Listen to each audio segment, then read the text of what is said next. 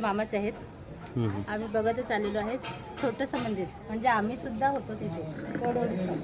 छोटे छोटेसे मंदिर होतं ते आता हळूहळू एवढं मोठं झालेलं आहे. आणि आमच्या इकडे असे कार्यक्रम होतात ना, मुलांना प्रोत्साहित कसं करायचं ते इथून शिकायचं. हे समतानगर दत्त मंदिर उत्सव मंडळ ह्या मंडळाकडून शिकायचं. तुम्ही मुलांना कार्यक्रम वगैरे करून घेता? हो, संध्याकाळी आमच्याकडे हे असणार गॅदरिंग रेकॉर्ड डान्स आणि तो सायंकाळी 7 वाजता भजन आहे.